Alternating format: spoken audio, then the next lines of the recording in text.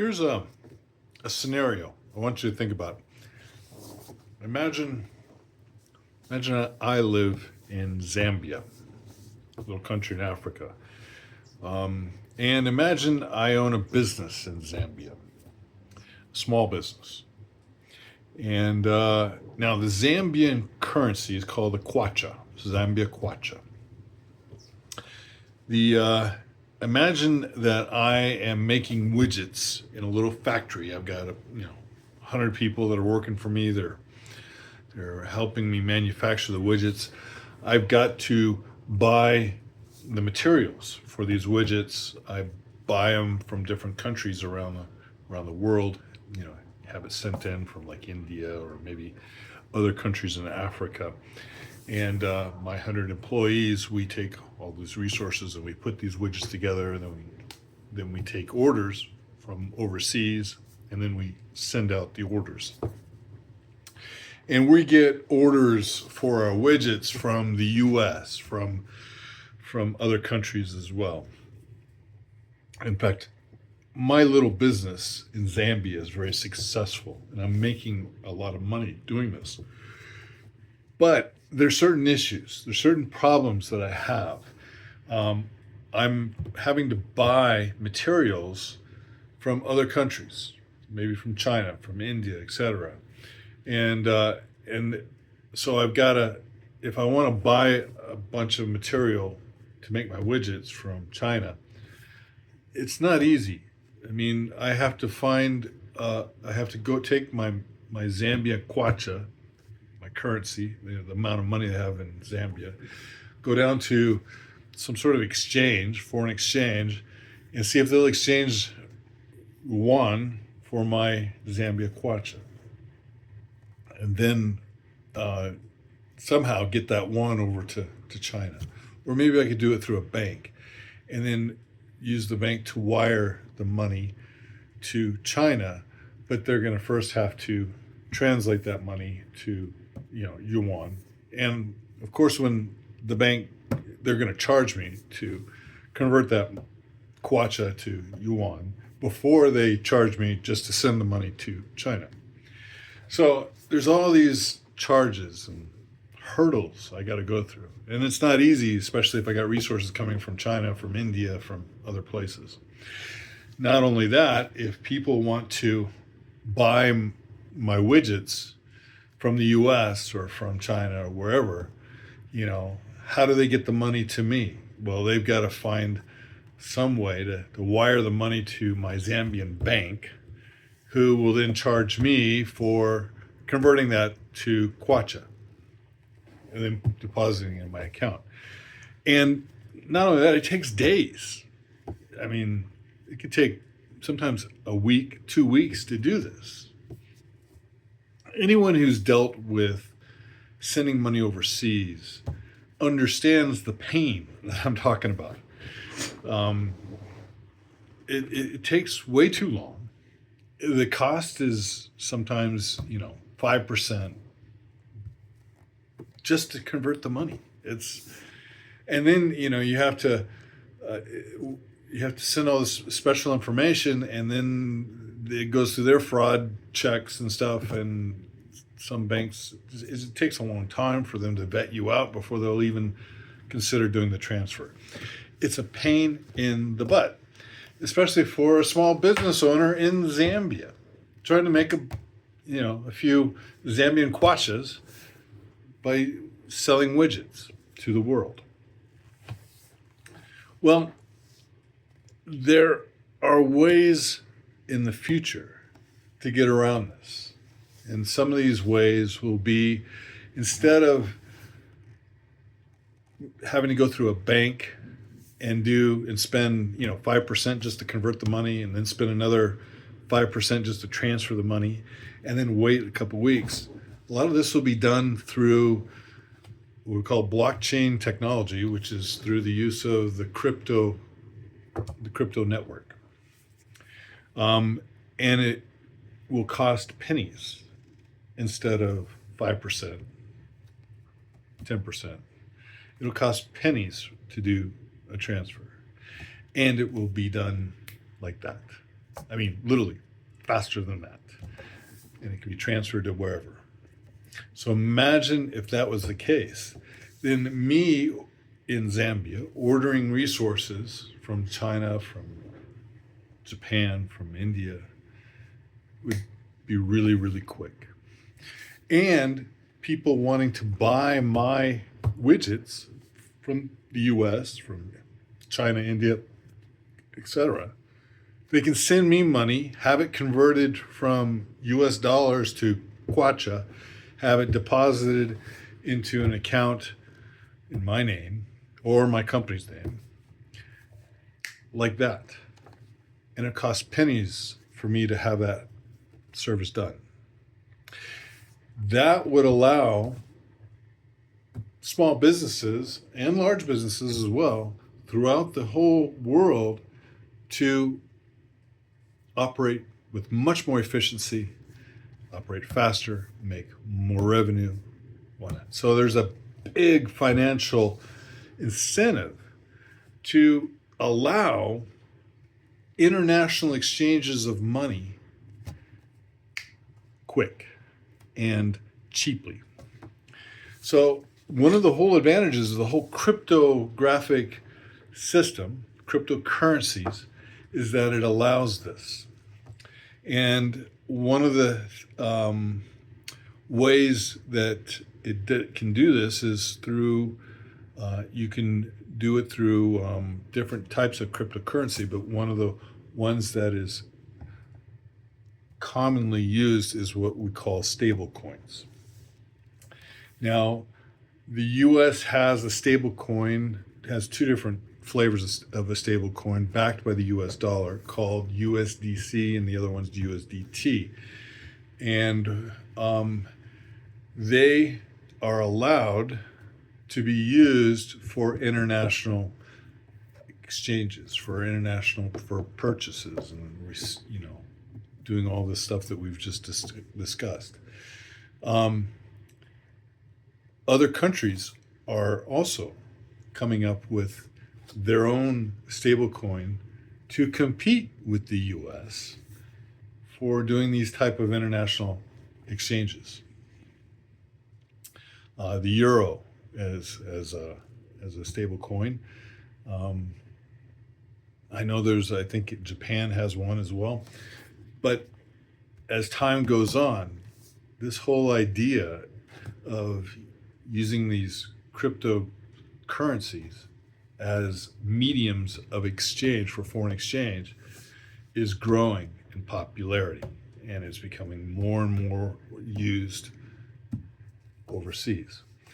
So it would allow, for example, me, if I lived here and I wanted to send money to family overseas, to Brazil or to wherever, I could do it instead of paying a 5% fee going through a service like Zoom or Wise, which is expensive and takes a week. It could be done like that and be pennies on the dollar or less to do the transfer. One of the advantages, now, if this happens, if we can get this set up to where we have stable coins that become available online for small business owners in Zambia, small business owners in South Africa, small business owners in Nicaragua, in Honduras, in Vietnam, etc., throughout the whole world. If small business owners and large businesses, and not just businesses, but individual persons, imagine if they all had access to foreign exchanges where they could invest in a particular currency like that, with pennies costing them little to no money, and it would be super fast.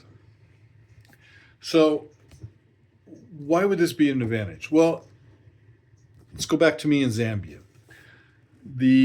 Right now in Zambia, and I checked this out on the internet, the rate of inflation for the Zambia kwacha is about 6%, meaning that, for every 100 kwacha you have, you can buy about 6% less each year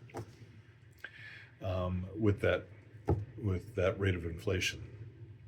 Now, if I am a small business owner in Zambia and I'm earning all these kwacha, and I say, well, I've paid all my employees and I've got all this extra money and I want to invest it in something, well, I can put it in a bank account in Zambia, right?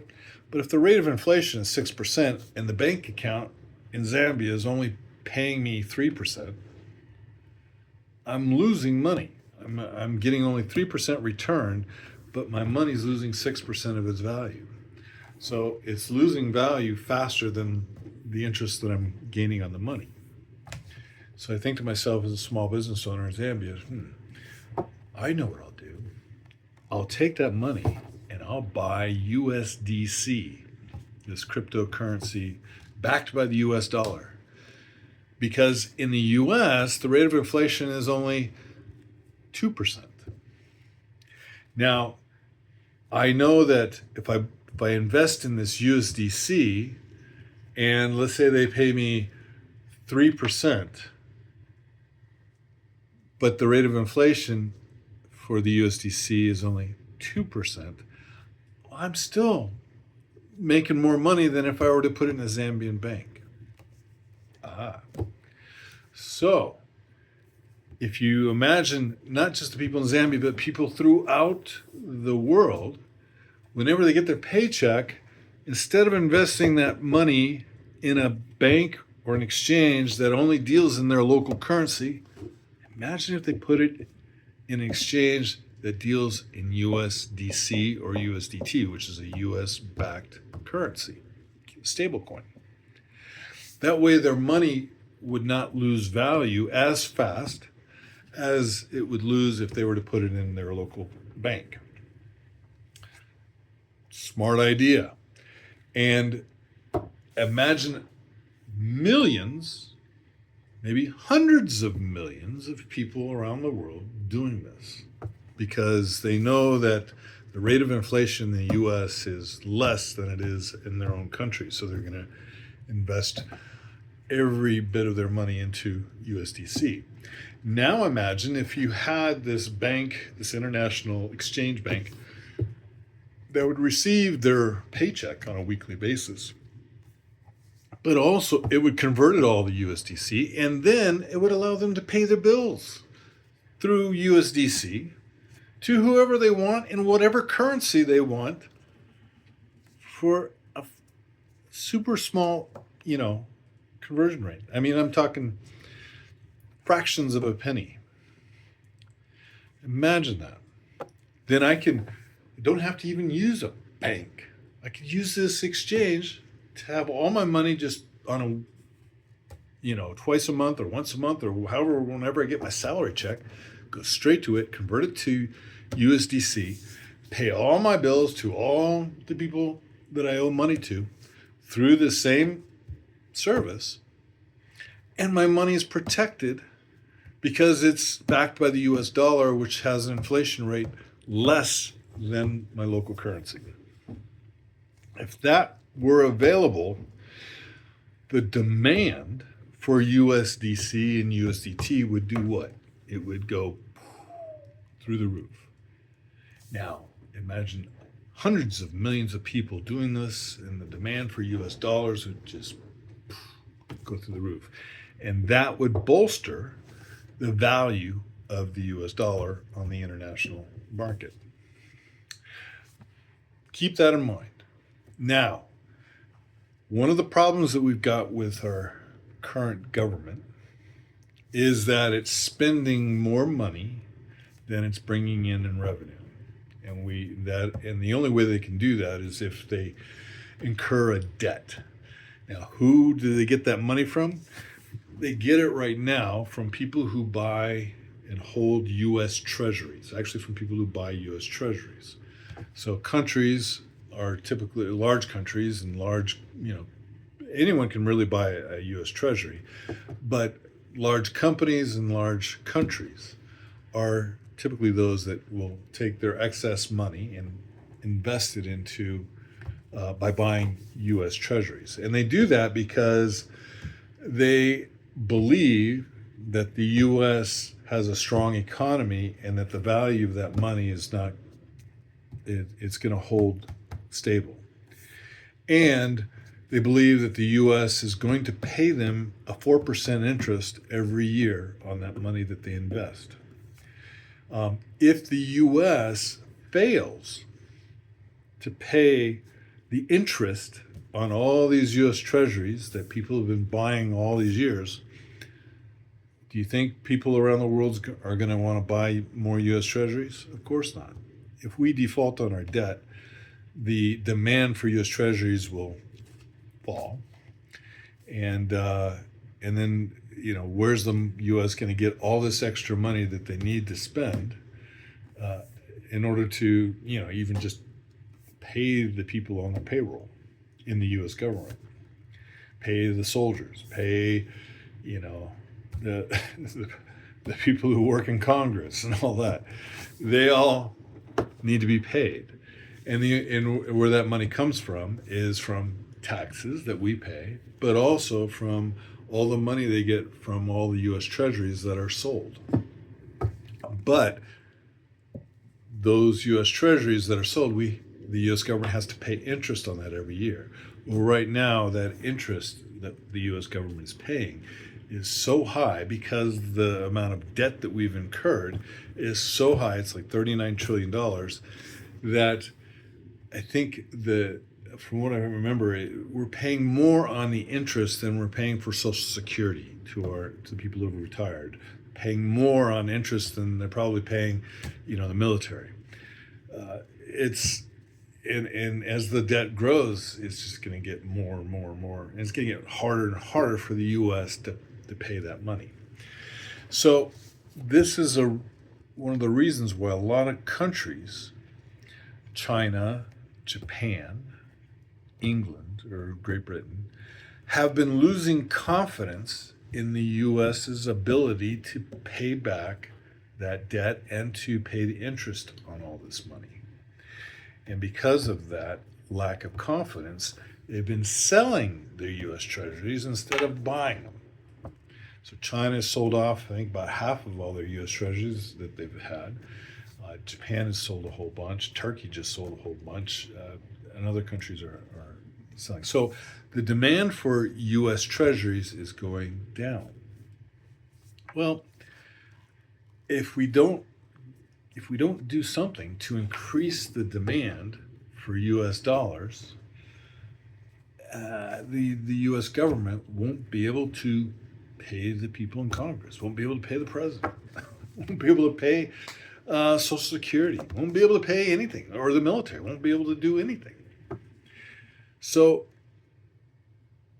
one of the things that they've proposed is what I talked about before, about creating a set of regulations that would allow for the very quick conversion of foreign currencies into US dollars through USDC and USDT stablecoins. They've proposed that they enact a set of regulations that would allow banks / organizations to do this on an international scale. And if they do that, this will increase the demand for USDC and USDT US-backed stablecoins. And every stablecoin that is purchased ends up funding the US debt. So in other words, for every stablecoin that is sold, it ends up going and being backed by a US Treasury, which goes where? It pays for the US debt. So, in order to keep spending more money than we're earning, the US is saying, hey, let's make US dollars available on the international market where people can invest in dollars quickly and get it, and it'll cost really cheap, and this is going to increase the demand for the US dollars, and this is going to save the the US dollar from losing value because it's going to increase the demand. Personally, I think it's a great idea. I think it's almost a last ditch effort to try to save the US dollar. But it's not a bad idea. I think it's definitely a good idea. I think it's the evidence that it's a good idea is that other countries are saying, hey, we're going to do the same thing. So you're seeing other countries trying to enact regulations to allow the same sort of infrastructure on an international scale that would allow other countries, corporations, individuals to purchase their currencies like that. So, but right now, there's an act in Congress that'll create the framework, the regulation framework for how all this happens. And this is called the Clarity Act. And it's now being debated in Congress by the Dems and the Republicans. The Republicans are primarily for it, and the Dems a lot of them are for it as well. But who's against it? Number one, who's definitely against all this are the large banking organizations, like I want to say Wells Fargo because I bank there, but Morgan Stanley, those type of large organizations are against it because they're afraid that they're going to lose business because people, instead of going and investing their money in a bank, they're going to take their money and invest it in these exchanges, these international exchanges. And so they could lose revenue. So the banks are against it.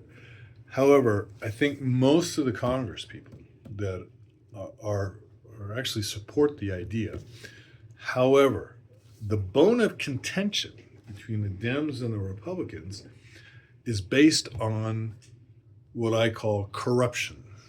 And corruption is defined as insider knowledge and what you do with that insider knowledge. So what we've seen with the current administration is that they have made a whole lot of money by using their insider knowledge about different legislations and stuff to make stock trades, to make, foreign exchange, cryptocurrency trades and stuff like that.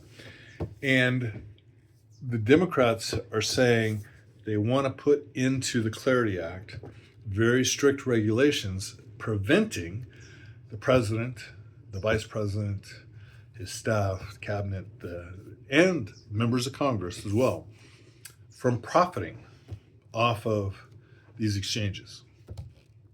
And of course, our commander-in-chief is saying no. He wants to profit off this. And like I said, I call this corruption. You may not, but I definitely call it corruption. It's insider knowledge. I mean, we throw CEOs in jail if they do trades on their stocks based on insider knowledge. I think we should also throw our government officials in jail if they do the same thing. So that's my opinion. But this is the bone of contention. So, and here's the other kicker. If it doesn't pass within the next couple of weeks, several weeks, what's going to happen is we're going to go into the election season. And according to the people who are, the officials that are dealing with all this, if it doesn't happen in the next couple of weeks, it's going to be stalled. It will not be passed during the election season, and it will likely not be put before a president until 2030, until after the current president leaves the office. And if that's the case, then the U.S. has lost the edge in this international competition for, this currency competition. So in other words, remember, all the other countries are trying to copy this idea, coming up with their own stable coins and setting up these exchanges so that they can do the same thing that we're planning on doing as well. And if we can't pass the regulation to allow us to ourselves to do it in the next couple of weeks, they're going to go ahead and win that battle, and they'll be able to, be first to market all this type of services. So this is where we are. The future of the US dollar is looking bleak because the demand for US treasuries is decreasing. And the one thing that can possibly save it, is this whole idea of the stable coins exchanges allowing small businesses, large businesses, countries, individuals around the world to buy USDC, USDT stable coins. That's probably the only really good idea that our government has to kind of bolster up the dollar. And right now, the thing that is in debate is, do we allow government corruption or not allow government corruption? It's sad that the US dollar is at risk because we're debating over whether to allow corruption or not.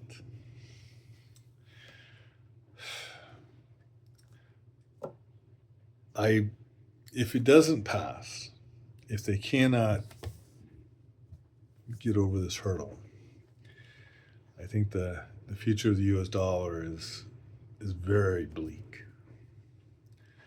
And unless someone can come up with another idea that will bolster demand for the US dollar. But now that I've gone through 27 minutes of explaining this, I hope you understand a little bit better what this Clarity Act is all about and why it is so important to our economy.